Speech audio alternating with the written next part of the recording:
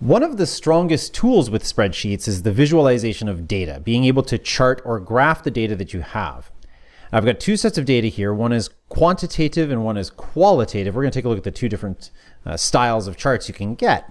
First thing I want to show you is how to insert a chart. Graph, chart, same thing. In spreadsheets, they tend to call it a chart. So we're going to go to the Insert menu and Chart. Now take a look at this icon. There's also a button on your toolbar that has that same icon. When I click it, I'm going to get no data, and that's because I didn't have anything highlighted at the time I clicked it.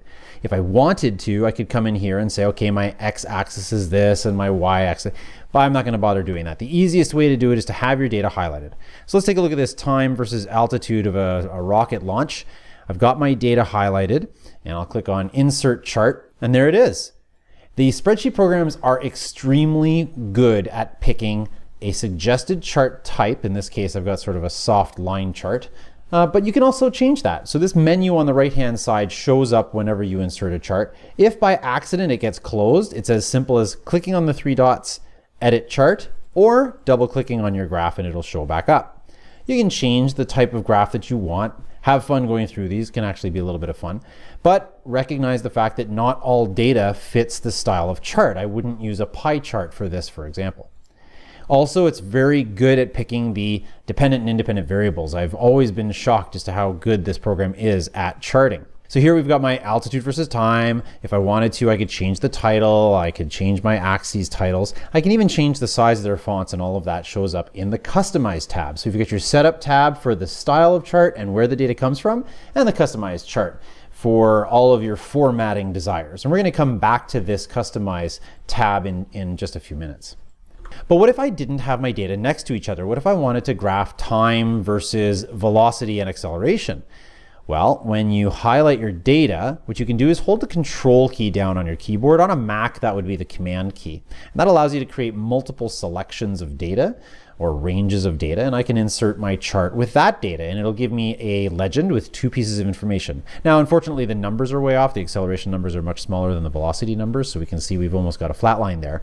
But I just wanted to show that you can chart those two pieces of data. If I decide, oh, you know what, I didn't want velocity, I only wanted acceleration, that's over here in the Setup tab. I can actually remove the acceleration data, or sorry, the velocity data. No, the acceleration data, and get just the velocity or whatever you want. Now these charts that show up are basically just objects you can move around your screen, grow them, shrink them, even download them as various items, copy them into a document, and all sorts of fun. Play around with them, and you'll be shocked as to what you can do with them. Now let's take a look at my quantitative data, which is random quantities for colors. I'm going to chart that, and immediately it gives me sort of a bar chart because it's not quantitative data. Now I've never really liked these horizontal bar charts, so I can go ahead and I can change it and give you a vertical bar chart. Maybe I don't like a vertical bar chart because this data is not really sorted in any way, shape, or form, so I'm not going to see any trends or anything. This is where a pie chart can be really strong as well. And it's amazing the different kinds of charts you can create in Google Sheets. Now, a chart is all well and good to visualize your data, but what if you're looking for some sort of trend? Let's go back to my time versus velocity or time versus altitude here, specifically time versus altitude. And when I chart that, I do get this nice graph, but maybe I want to see what the trend was. In mathematics, we know that as regression, a line of regression or a curve of regression. In a chart for a spreadsheet, it's usually called a trend line, and that's in the Customize tab. So underneath the Customize tab, you're going to want to go through these and see what each of them does for you. But the one that we're interested in is the series. Series is the word they use for the data. And I'm going to go in there, and the only series that I have on this particular chart is the altitude. Now, if I had more than one series, I could flip between them and change their colors, change their line thickness, and all of this. But what I really want to take a look at is right down here at the bottom, trend line. When you turn that on, it's going to give you a line of best fit for your data.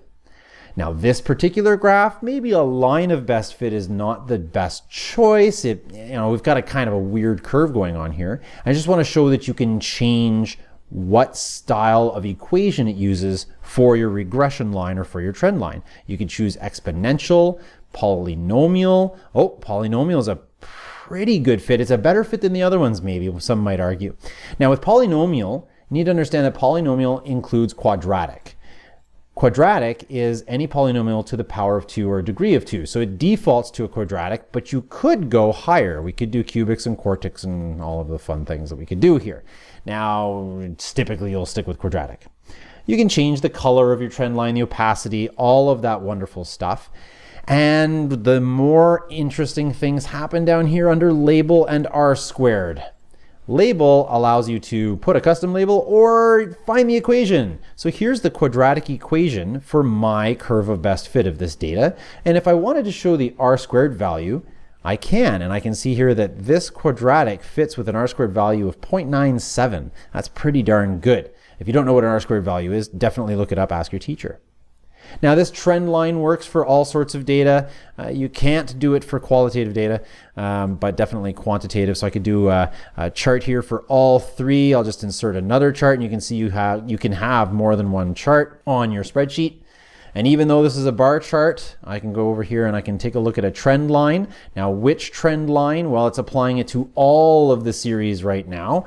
That's not really useful. Maybe I want to focus on the altitude. And when I click on trend line, it's going to focus specifically on the altitude. I could go over here to velocity and I could get a trend line for just my velocity, etc., etc., etc. So you're going to want to play around with that. But again, you can turn on the equations. So I can get my equation. This is a line of best fit equation specifically for velocity. Okay, a little bit of a longer video here, but that's graphing, inserting charts, and getting trend lines or regression lines in a spreadsheet.